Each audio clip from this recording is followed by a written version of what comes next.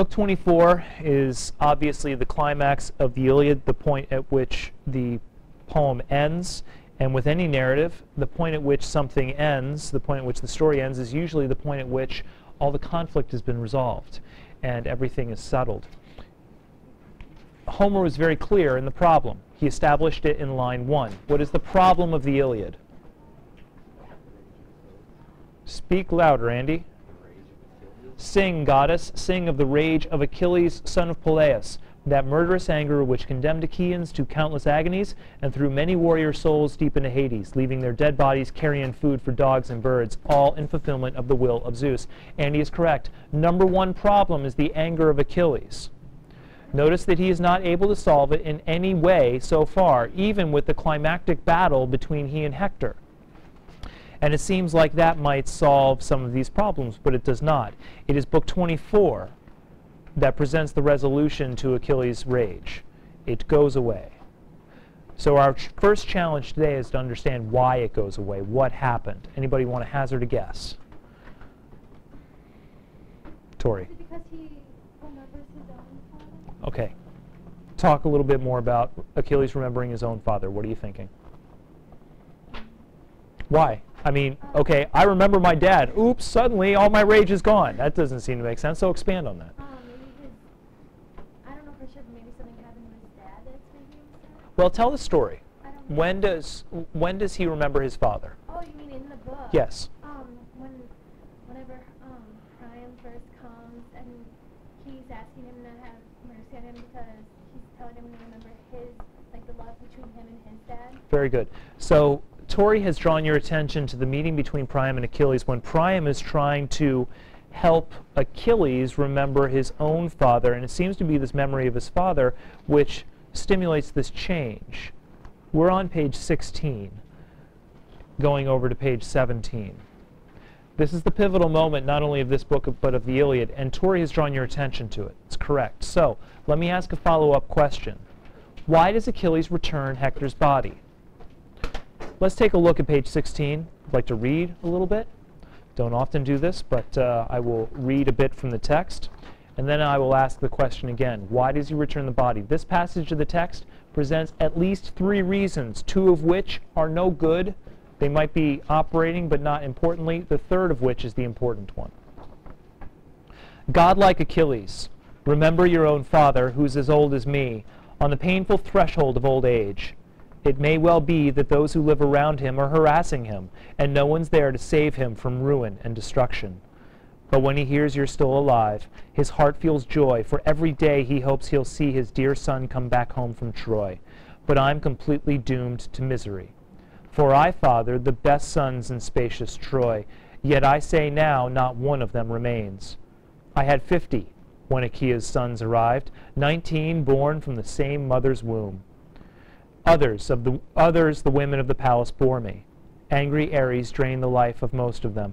But I had one left, guardian of our city, protector of its people. You've just killed him,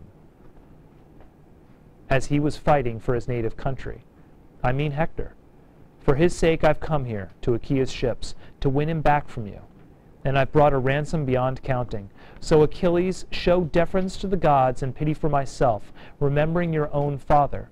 Of the 2 old men, I'm more pitiful, because I have endured what no living mortal on this earth has borne. I've lifted up to my own lips and kissed the hands of the man who killed my son. Priam finished. His words roused in Achilles a desire to weep for his own father. Taking Priam's hand, he gently moved him back. So the 2 men there both remembered warriors who'd been slaughtered. Priam, lying at Achilles' feet, wept aloud for man-killing Hector, and Achilles also wept for his own father and once more for Patroclus. The sound of their lamenting filled the house. When godlike Achilles had had enough of weeping, when the need to mourn had left his heart and limbs, he stood up quickly from his seat, then with his hand helped the old man to his feet, feeling pity for that gray head and beard. Give me one explanation for returning the body that doesn't seem to be the important one. Returning the body gave the riches? Correct. The ransom. The money's not important. Give me the second reason that doesn't seem to be important. Ibby. Correct. I'm obeying the word of the gods. Neither of those seems to be the important reason. However, both of them are present there. What's the important reason? David. I'm sorry? You're really close. It's an intensification of pity. It's something over pity. What's a fancier word for pity? If I feel pity, what am I feeling, David? Possibly, but not necessarily. Sympathy. Hold on. Pause. Take you through this carefully. Sympathy is the feeling of pity. Now, Olivia, what's the other concept that you're concerned about?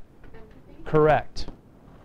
Empathy is what Achilles is experiencing. He is not experiencing pity. He is not experiencing sympathy. There's a difference. Anybody know the difference between these two concepts? Tori. Isn't sympathy where you're like, oh yeah, I feel bad, but empathy is where you actually put yourself in their shoes and like feel the pain with them? Correct. So let me explain it through an example. This will be a hypothetical example, not a practical example, and Andy will be very grateful for that. So let's imagine that Andy has just broken his leg. Like I said, not practical, just hypothetical.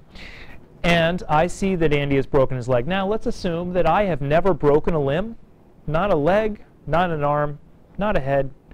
I've never suffered any sort of grievous wound at all. I don't know what that's like. But I still feel sorry for Andy. And I look at Andy suffering and I say, wow, I feel sorry for you. That's awful. And let's assume I'm not even being sarcastic. I genuinely feel that Andy deserves this pity, deserves this expression of warmth. I'm feeling sympathy. There's a separation there. I don't know what Andy feels, but I know that he deserves some support. It's pity. That's sympathy. Empathy occurs this way.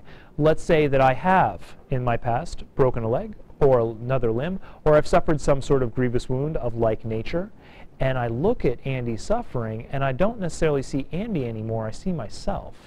And I remember and I feel what I was feeling. And so, what happens is sort of an identification, a merger, where it's no longer Andy and me, it's just one human being experiencing the same thing. It's a connection between two people. Some people consider empathy to be the ultimate expression of humanity.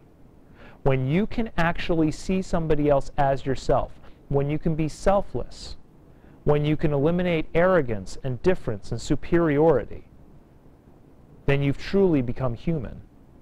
When you see somebody else as valuable as yourself. Achilles has not felt that in any way, shape, or form until this moment. Achilles has not felt empathy for anybody. Achilles barely even feels sympathy for anybody. Achilles has acted extraordinarily selfishly. When does he obey the gods in Book 1? When do you see Achilles intentionally and explicitly obeying a god's instructions in Book